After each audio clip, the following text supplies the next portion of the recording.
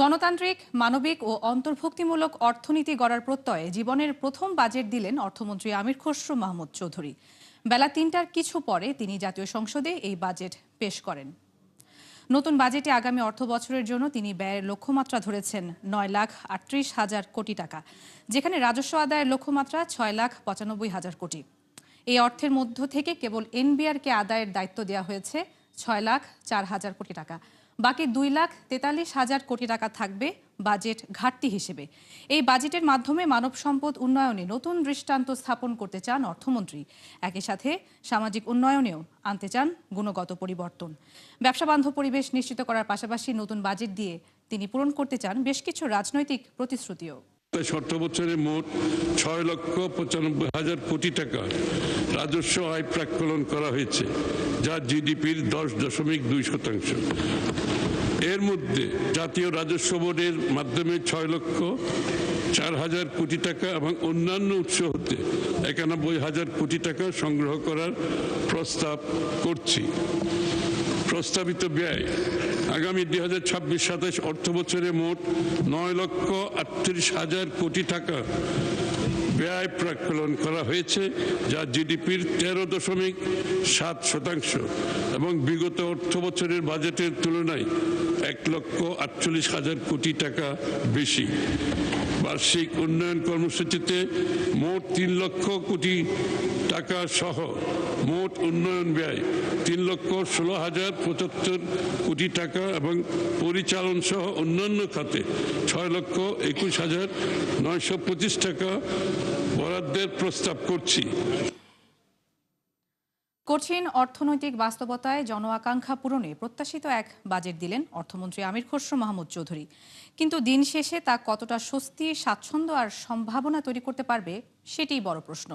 অন্যদিকে আয় ব্যয়ের হিসাবও যেন তিনি করে ফেলেছেন আগের যে কোনো সময়ের চেয়ে জটিল।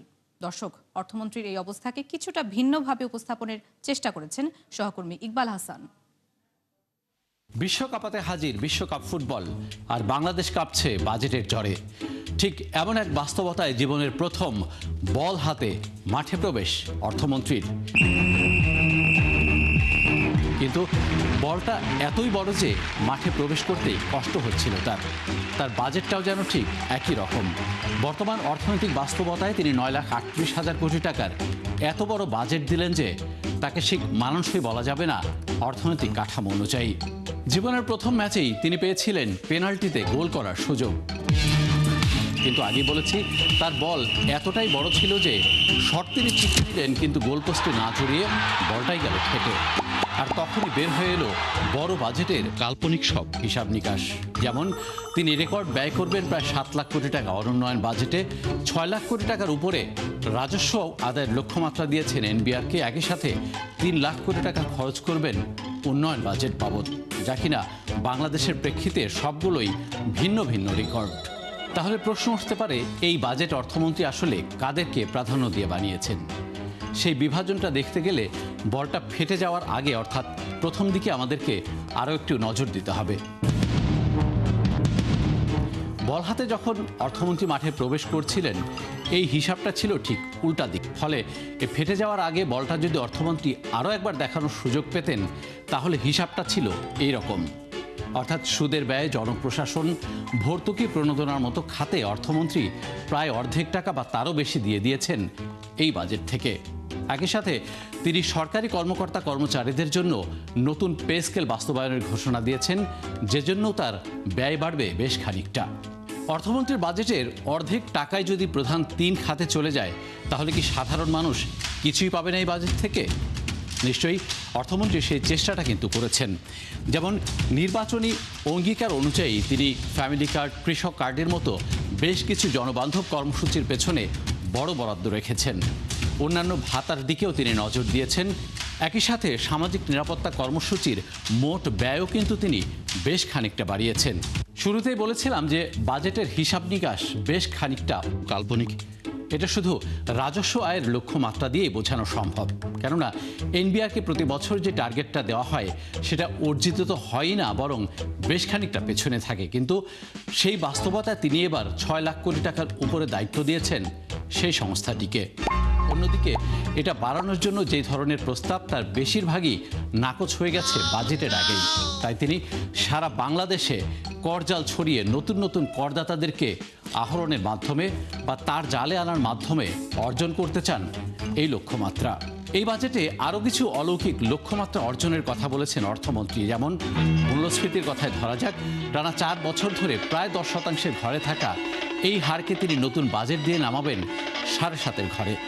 একই সাথে শ্রথ প্রবৃদ্ধিকে তিনি জোর করে তুলতে চান 6.5%। নতুন সরকার, নতুন বাজেট, তাই প্রত্যাশার বড় জায়গা জুড়ে ছিল সংস্কার এবং সুশাসন নিশ্চিত করা। এর মধ্যে সবচেয়ে বড় জায়গায় ছিল ব্যাংক খাত, রাজস্ব খাত, একই সাথে আমলাতন্ত্রের ক্ষেত্রেও। কিন্তু অর্থমন্ত্রীর দীর্ঘ বাজেট বক্তৃতায় সে খাতে খুব একটা স্পষ্ট বার্তা দিতে পারেননি তিনি। তাই সেখানেও তাকে যেন পেয়ে বসল গোল করতে না পারার চরম হতাশা। ইকবাল হাসান, ৭১, ঢাকা। জনগণকে স্বস্তি দিতে একাধিক নিত্যপণ্যে দাম কমাচ্ছে সরকার। তালিকায় থাকছে চাল, ডাল সহ একাধিক পণ্য। হার্ট, ক্যান্সার রোগীদের জন্য সুখবর থাকলেও বড় ধরনের দুঃসংবাদ রয়েছে ধূমপায়ী ও অ্যালকোহল সেবীদের জন্য, কারণ দাম বাড়ছে দুটোরই। এছাড়াও দাম বৃদ্ধির তালিকায় রয়েছে বিলাসী গাড়ি থেকে শুরু করে কাজু বাদামও। রাকিব আল জাবেদের রিপোর্ট। সদস্যবৃন্দ, কঠিন অর্থনৈতিক সংকটের সময় জনগণকে খানিকটা স্বস্তি দিতে বহু নিত্যপণ্যের দাম কমানোর ঘোষণা দিয়েছে নতুন সরকার। এ লক্ষ্যে মূল্যস্ফীতি আর অর্থনৈতিক চাপের বোঝার বিষয়টি রাখা হয়েছে মাথায়। সরকার দেশের প্রতিটি ব্যক্তি ও পরিবারের জীবনযাত্রার মান উন্নতির লক্ষ্যে নিত্য প্রয়োজনীয় 7টি পণ্যের উপর উৎসে কর হ্রাসের একটি বড় জনমুখী পদক্ষেপ গ্রহণ করেছে। তাই প্রস্তাবিত বাজেটে চাল, গম, আলু, মশলা সহ 7টি নিত্যপণ্যে থাকা উৎসে কর কমিয়ে 0.5% নির্ধারণ করেছে সরকার। ইলেকট্রিক গাড়ি রেজিস্ট্রেশনে আগাম আয়কর 2 লাখ টাকা থেকে কমিয়ে সর্বোচ্চ 1 লাখ টাকা নির্ধারণ করা হয়েছে। এছাড়াও কর রেয়াত সুবিধা পাচ্ছে স্থানীয়ভাবে ইলেকট্রিক গাড়ি ও ই-বাইক উৎপাদন শিল্প। এছাড়া computer, printer, portable automatic data processing machine, flash memory ও কম্পিউটার মনিটর আমদানিতে বিদ্যমান 5% অগ্রিম কর কমিয়ে 2% নামিয়ে আনছে সরকার। পাশাপাশি কমে আসবে নিত্য ব্যবহার্য ফ্রিজ ও এসির দরও। রাষ্ট্রীয় বিকাশকে ত্বরান্বিত করার লক্ষ্যে কম্পিউটারের যন্ত্রাংশ, অন্যান্য ডিজিটাল ডিভাইস উৎপাদনের জন্য উপকরণ আমদানিতে বিদ্যমান শুল্ক ও কর অব্যাহতি সুবিধা আগামী 30 জুন 2030 পর্যন্ত বর্ধিত করার প্রস্তাব করছি। সরকার যখন কফি, মশলা, খেজুর ও স্বর্ণের দাম কমানোর চিন্তা করছে, তখন পিছিয়ে নেই বাদ্যযন্ত্র। আমদানিতে থাকা 5% শুল্ক প্রত্যাহার করা হচ্ছে বিশেষ বিবেচনায়। তবে সবচেয়ে বড় স্বস্তি মিলবে হার্ট, ক্যান্সার ও চোখের রোগীদের, কারণ প্রত্যাহার করা হবে এসব খাতের উপর থাকা 10% ভ্যাট। যেগুলো আমাদের নিম্ন শ্রেণীর, মধ্যম শ্রেণীর জন্য দৈনন্দিন জীবনে তাদের জীবনযাত্রার মানের উপর চাপ সৃষ্টি করে, এইগুলো সবগুলো কমিয়ে দেওয়া হয়েছে। বিরাট রাজস্ব লক্ষ্য আদায়ে কেবল ছাড় নয়, বেশ কিছু পণ্যে দাম বাড়ানোর সিদ্ধান্ত নিতে হয়েছে বিএনপি সরকারকে। এ যেমন সিগারেটের ফিল্টার তৈরির কাঁচামালে 300 ও নিকোটিনে 350% সম্পূরক শুল্ক আরোপ করা হচ্ছে নতুন করে। এছাড়াও দেশি মদের উপর লিটার প্রতি গুনতে হবে অতিরিক্ত 500 টাকা বেশি, যার পুরোটাই কেটে নিবে ভ্যাট হিসাবে। বিলাসবহুল গাড়ি নিবন্ধন ও নবায়নে 1.5 লাখ টাকা বাড়ছে অগ্রিম আয়কর। কাজু বাদাম আমদানিতে থাকা 5% শুল্ক বেড়ে হচ্ছে সর্বোচ্চ 25%। এছাড়া হিমায়িত আমদানিকৃত মাছের উপর 15% মূসক আরোপ করছে নতুন সরকার। এদিকে রড ও নির্মাণ সামগ্রী, মাইল্ড স্টিল, এমএস রড সহ সংশ্লিষ্ট পণ্যের উৎপাদন পর্যায়ে কর ও ভ্যাট প্রায় 10% বাড়ানোর সিদ্ধান্ত নেওয়া হয়েছে।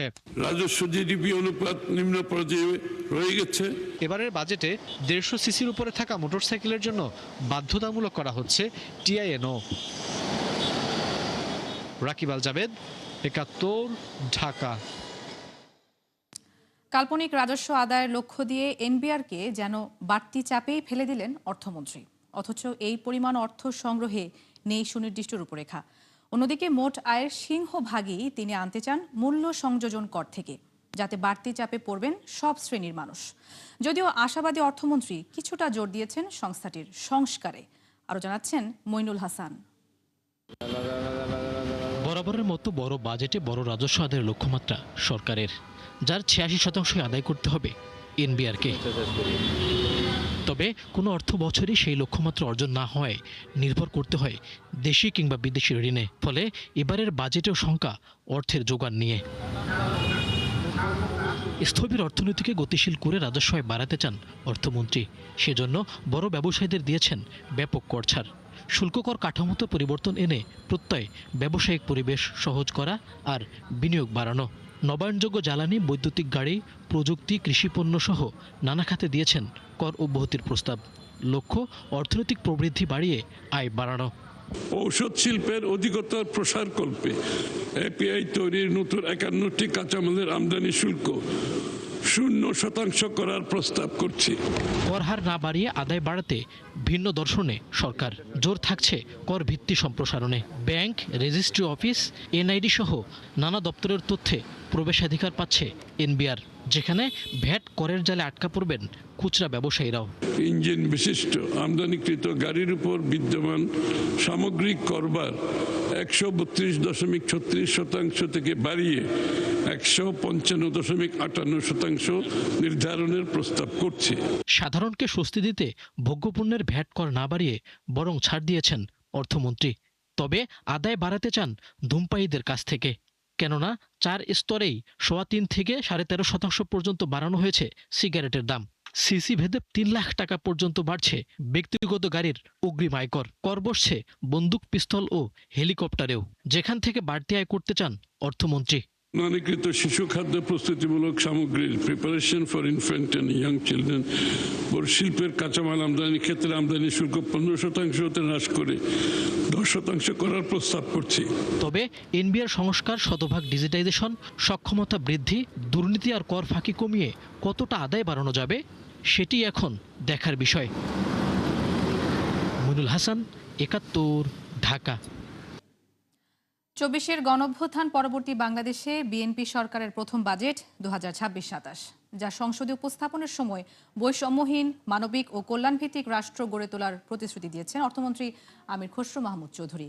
জানান, পিছিয়ে পড়া জনগোষ্ঠীকে অর্থনীতির মূলধারায় ফেরানোই বিএনপি সরকারের উন্নয়ন দর্শনের অন্যতম লক্ষ্য। আরও জানাচ্ছেন রাকিব হোসেন।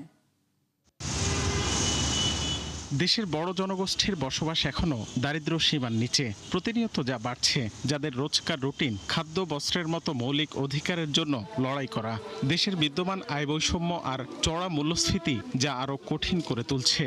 ইনকাম কমতেছে, বেচাকেনা কমতেছে, কমিশনও কমতেছে, মালের দাম বাড়তেছে, কমিশন ঠিলা কমতেছে। যে জিনিসপত্র যে দাম, এখন কিছু না করলে চলবো না। 2 টাকায় যদি রোজগার করতে পারি, স্বামীর একটু সহযোগিতা করতে পারি। সংকট নিরসনে নিত্যপণ্যের দাম কমানোর উদ্যোগ দেখা যায় 2026-27 অর্থ বছরের বাজেটে। এছাড়া বরাদ্দ বাড়ানো হয় সামাজিক সুরক্ষা খাতেও। বাজেট বক্তৃতায় অর্থমন্ত্রী বলেন, পিছিয়ে পড়া জনগোষ্ঠীকে অর্থনীতির মূলধারায় ফেরানোই বিএনপি সরকারের উন্নয়ন দর্শনের অন্যতম লক্ষ্য। মাননীয় স্পিকার, এটা নাগরিকের জন্ম থেকে মৃত্যু পর্যন্ত রাষ্ট্রের যে দায়িত্ব আছে, সেই দায়িত্ব পালন করতে আমরা অঙ্গীকারবদ্ধ। এজন্য এই যে লাইফ সাইকেলের ভিত্তিতে তাদের জীবনচক্র ভিত্তিক পদ্ধতিতে সুরক্ষার আওতায় আনা, যাতে দারিদ্র্য হ্রাস পায়, বৈষম্য কমে এবং অন্তর্ভুক্তিমূলক উন্নয়ন নিশ্চিত হয়। প্রস্তাবিত বাজেটে জুলাই থেকে 50 টাকা বাড়ছে বয়স্ক ভাতা, 150 টাকা পর্যন্ত বাড়ছে প্রতিবন্ধী শিক্ষার্থী ভাতার হার। ক্যান্সার সহ 6টি দুরারোগ্য আক্রান্তরা পাবেন 1 লাখ টাকার সহায়তা। নতুন করে যোগ হয়েছে ফ্যামিলি ও কৃষক কার্ড, যেখানে সর্বোচ্চ গুরুত্ব দেওয়া হচ্ছে।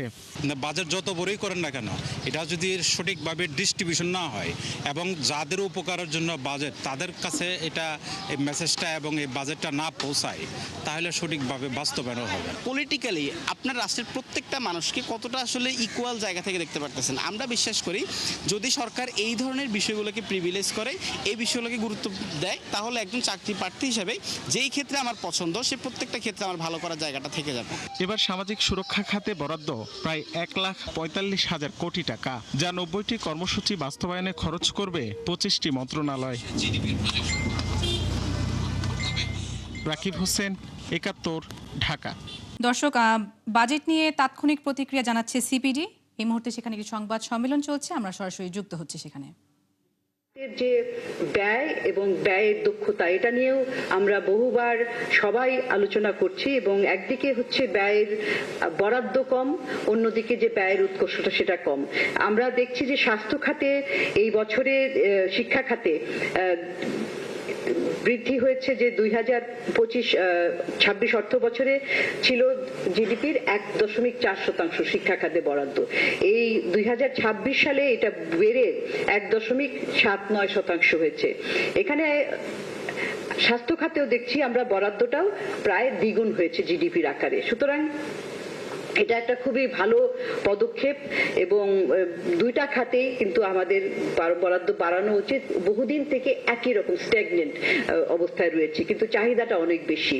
কিন্তু আবার এটাও বলতে পারেন যে শুধুমাত্র বরাদ্দ বাড়িয়েই তো হবে না, সেটা থেকে গুণগত মান, শিক্ষার মান কিংবা স্বাস্থ্য সেবার মান সেগুলো যদি না বাড়ে তাহলে ব্যয় বাড়িয়েও কিন্তু আসলে কোনো লাভ হবে না, সেটা কিন্তু অপচয় হবে। সেই দিকেও গুরুত্ব দেওয়া প্রয়োজন। আর সামাজিক নিরাপত্তা কর্মসূচি, সেখানেও আমরা জানি যে এখানে বরাদ্দ বাড়ানো হয়েছে জিডিপির আকারে 2.11% বাড়ানো হয়েছে। গত অর্থ বছরে ছিল 1.98% এবং সেটা একটা গুরুত্বপূর্ণ এখানে পদক্ষেপ যে ফ্যামিলি কার্ডের যে আপনার সংযোজন করা, ফ্যামিলি কার্ডটা এটা একটা তাদের এই সরকারের একটা সিগনেচার প্রজেক্ট।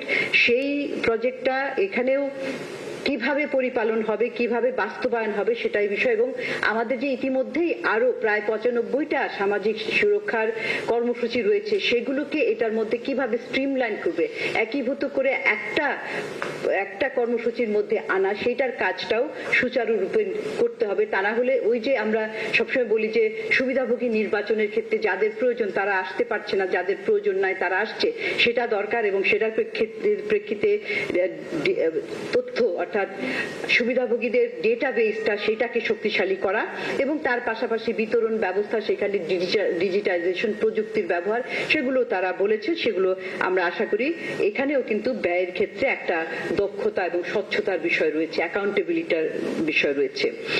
সবশেষে যেটা বলতে চাই যে সংস্কার এবং সুশাসন, সেই ব্যাপারে তারা কি বলেছে, যদিও এখানে খুবই পরিষ্কারভাবে বলা হয়নি, কিন্তু তারা মোটা দাগে এই সংস্কারের ব্যাপারে এবং সুশাসনের ব্যাপারে যে সচেতন এবং কার্যক্রম করতে চায়, তারা অনেক কিছু করতে চায়, সেটার একটা আমরা প্রতিফলন দেখছি।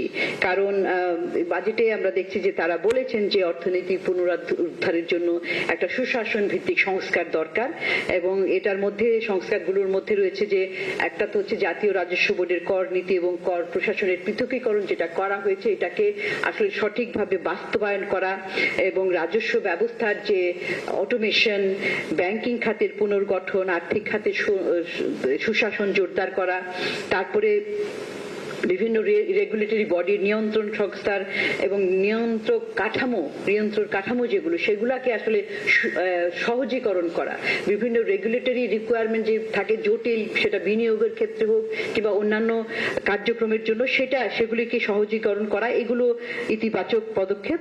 কিন্তু এটা এখানেও একই ধরনের কথা প্রযোজ্য যে এগুলো বাস্তবায়ন করবে কিভাবে, সেটা ঘোষণা দেওয়া হয়েছে, কিন্তু প্রতিষ্ঠানগুলোকে কার্যকরভাবে পুনর্গঠন করা এটা কিন্তু অনেক চ্যালেঞ্জিং। কারণ আসলে যে কোনো ধরনের সংস্কারই অজনপ্রিয় হয় এবং অজনপ্রিয় হলে সেই সংস্কারগুলি কিন্তু বাধাগ্রস্ত হয়। কিন্তু যেহেতু এই সরকারের এটি প্রথম বাজেট, এই সরকার প্রথম এসেছে, প্রথম বছরের বাজেট, সংস্কারের জন্য এটি একটা উত্তম সময়। প্রথম দিকেই সংস্কারগুলো করতে হয়, যেহেতু এগুলো কঠিন এবং সংস্কার তো একটা চলমান প্রক্রিয়া, সময়ও লাগে, এটা স্বল্প মেয়াদী কোনো পদক্ষেপ না। দর্শক, বাজেট নিয়ে তাৎক্ষণিক প্রতিক্রিয়া জানাচ্ছে সিপিডি, সেখানে বক্তব্য রাখছিলেন সিপিডি নির্বাহী পরিচালক ডক্টর ফাহমিদা খাতুন। আমরা সরাসরি যুক্ত ছিলাম সেখানে। আর এরই সাথে শেষ করছি ৭১ বিজনেস বাজেট স্পেশাল। সরাসরি সংবাদ অনুষ্ঠান দেখতে চোখ রাখুন ৭১-এর ফেসবুক পেজে এবং সাবস্ক্রাইব করুন ৭১-এর ইউটিউব চ্যানেল। থাকুন ৭১-এর সাথে।